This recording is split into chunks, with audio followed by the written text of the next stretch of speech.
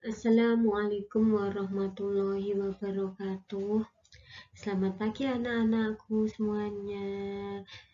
Berjumpa lagi dengan Bu Nuri. Kali ini kita akan mempelajari tentang pelajaran bab 8, yaitu tentang kisah sahabat Nabi. Setelah Nabi Muhammad SAW meninggal, tugas sebagai kepala negara digantikan oleh para sahabatnya yang dikenal dengan istilah Khulafaur Rasyidin. Khulafaur Rasyidin artinya adalah pemimpin yang arif dan bijaksana atau kepemimpinan yang mendapatkan petunjuk. Khulafaur Rasyidin terdiri dari Abu Bakar, Umar bin Khattab, Utsman bin Affan, dan Ali bin Abi Thalib. Dari keempat Khalifah Ar-Rasyidin tersebut, kita akan mempelajari kisah dua khalifah, yaitu Abu Bakar As-Siddiq radhiyallahu anhu dan Umar bin Khattab radhiyallahu anhu.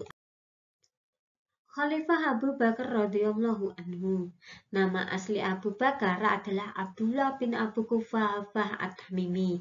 Abu Bakar berasal dari suku Tamim, salah satu suku terhormat di masyarakat Mekah pada waktu itu. Abu Bakar dilahirkan pada tahun 573 Masehi. Pada masa kecilnya, Abu Bakar sering dipanggil Abdul Ka'bah yang artinya hambanya Ka'bah atau hamba Ka'bah.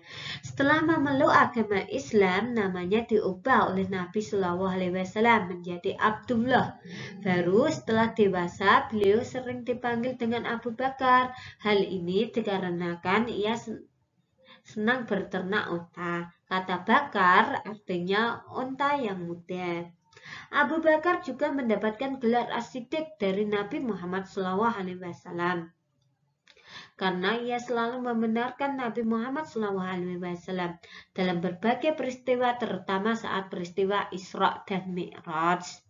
Abu Bakar alaihissalam dikenal sebagai sangat setia dalam membantu perjuangan dakwah Nabi Muhammad SAW.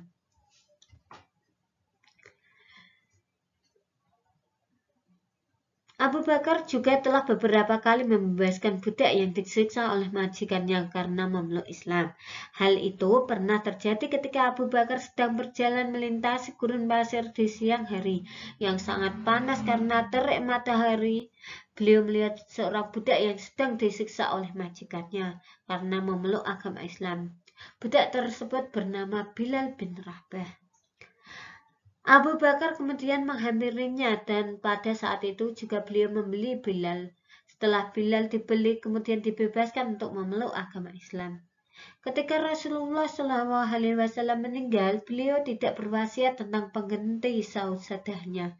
Maka kaum muslimin dari golongan Ansar dan kaum Muhajirin bermusyawarah untuk menentukan khalifah pengganti Nabi Muhammad SAW. Akhirnya, mereka sepakat untuk mengangkat Abu Bakar menjadi khalifah yang pertama. Abu Bakar dibiat menjadi khalifah pada tahun 11 Hijriah atau 632 Masehi. Abu Bakar merintah selama 2 tahun, yakni pada tahun 632 sampai 634 Masehi. Selama menjabat sebagai khalifah, Abu Bakar telah banyak memberikan sumbangan terhadap perkembangan Islam. Di antaranya adalah beliau dengan cepat dapat menumpas beberapa pemberontakan yang dilakukan oleh orang-orang murtad, orang-orang yang tidak mau membayar zakat, dan orang-orang yang mengaku sebagai nabi. Beberapa orang yang mengaku sebagai nabi yaitu Musailamah al-Kadzab, Thulaihah bin Khuwailid, Sajjah Tamimiyah. Selain itu, Abu Bakar juga berhasil memperluas penyiaran Islam sampai ke Persia dan Syria. Atas saran dari Umar bin Khattab, maka Abu Bakar mengumpulkan ayat-ayat Al-Quran dalam satu mushaf. Hal itu dilakukan karena banyaknya penghafal Al-Quran yang gugur di medan perang.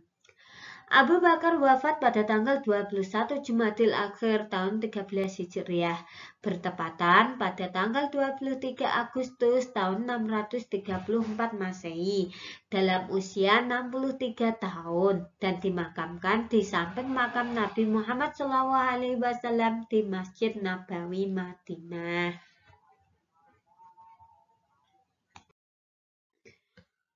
Khalifah Umar bin Khattab.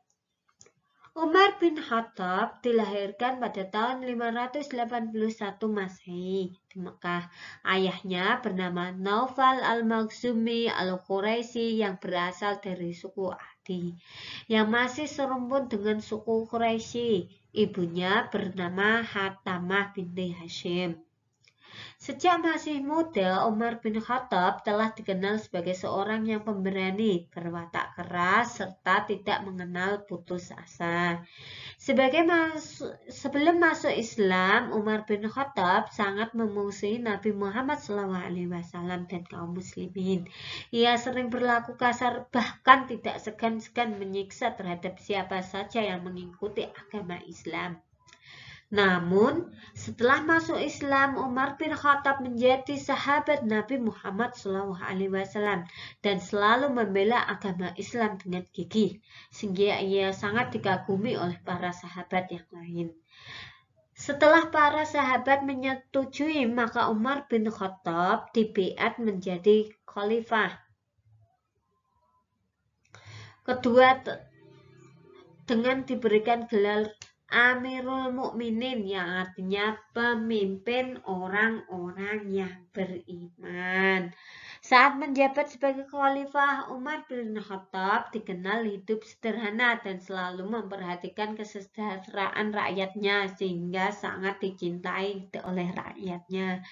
Jasa-jasa Khalifah Umar bin Khattab antara lain membagi wilayah menjadi provinsi-provinsi yang dipimpin oleh gubernur, membuat undang-undang dan kalender syariah, mendirikan Baitul Mal, lembaga keuangan negara, mencetak mata uang negara, membentuk pasukan untuk bertahan, dan berhasil meletakkan dasar-dasar pemerintahan hingga ke wilayah Palestina, Damaskus, Babilonia, dan Mesir. Periode kepemimpinan Khalifah Umar bin Khattab disebut dengan Futuhat Islamiyah, yang artinya masa perluasan wilayah Islam. Umar bin Khattab menjabat sebagai khalifah selama 10 tahun. Meskipun Umar bin Khattab dikenal sebagai seorang pemimpin yang adil dan bijaksana, namun ada juga yang tidak menyukainya. Ia adalah seorang hamba Persia, yaitu bernama Abu Lu'lu'ah, yang telah dihasut oleh Ka'ab supaya membunuh Umar bin Khattab. Pada saat Khalifah Umar bin Khattab sedang menjadi imam sholat subuh di masjid, Abu Lu'lu'ah menikam dari belakang dengan pedangnya sebanyak 6 kali. Khalifah Umar bin Khattab wafat pada tanggal 27 Zulhijjah tahun 23 Hijriah dalam usia 55 tahun. Umar bin Khattab dimakamkan di samping makam Nabi Muhammad SAW dan makam Abu Bakar As-Siddiq. Demikianlah kisah sahabat para nabi, yaitu Khulafaur Rasyidin nomor 1 dan 2. Semoga kalian dapat memahami pembelajaran kali ini. Terima kasih. Wassalamualaikum warahmatullahi wabarakatuh.